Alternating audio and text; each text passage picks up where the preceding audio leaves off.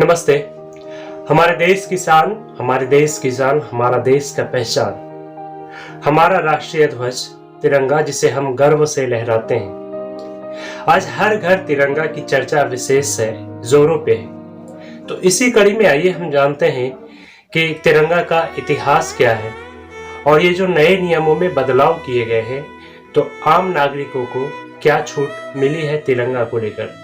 1916 से 1921 ईस्वी तक कुल 30 देशों के झंडों पर अध्ययन किया गया। इसके बाद हमारे देश तिरंगा का निर्माण हुआ। पिंगली वेंकैया, इन्होंने ही तिरंगे का निर्माण किया। पिंगली वेंकैया आंध्र प्रदेश के मछलीपत्तनम गांव के रहने वाले थे।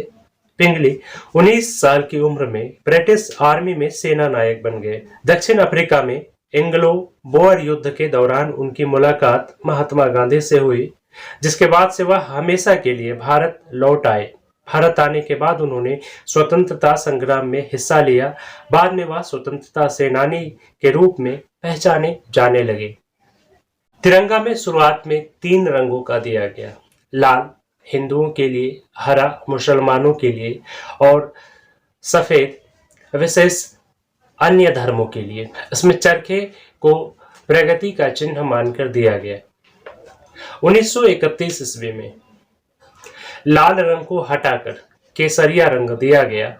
22 जुलाई 1947 को संविधान सभा में सर्वसम्मति से राष्ट्रीय ध्वज को अपना लिया गया और इसमें चरखे को हटाकर अशोक धर्म चक्र का जगह दिया गया। तिरंगे कहाँ गैर कानूनी है, कहाँ इस्तेमाल नहीं किया जाना चाहिए, इस बारे में भी जानना जरूरी है।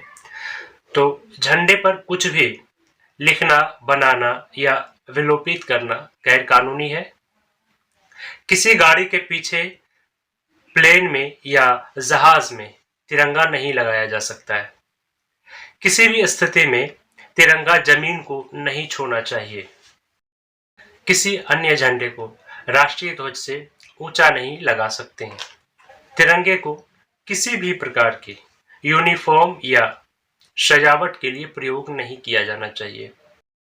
इंडियन फ्लैग कोड 2002 में कुछ बदलाव किया गया है। और बदलाव क्या हुआ है? पहले तिरंगे को सूर्योदय से सूर्यास्त तक ही फहरा सकते थे, लेकिन अब इसे 24 घंटे कभी भी फहरा सकते हैं। पहले मशीन से बने और पॉलिस्टर से बने ध्वज की अनुमति नहीं, लेकिन अब कपास, पॉलिस्टर, ऊन और रेशमी खादी से बने ध्वज को लहराने की अनुमति दी गई है। पहले राष्ट्रीय ध्वज को आम लोग सिर्फ स्वतंत्रता या गणतंत्रता दिवस के अवसर पर लहरा सकते थे, लेकिन 2002 में इसे बदलाव किया गया और अब कोई भी नागरिक इसे लहरा सकते हैं। झंडे का आकार आयताकार नहीं होना चाहिए, ये 3:2 के रेशियो में होना ही चाहिए हमेशा। और साथ ही केसरिया रंग को नीचे करके कभी नहीं लहराया जा सकता है। आप देखते होंगे कि झंडे को नीचे कर दिया जाता है। क्यों?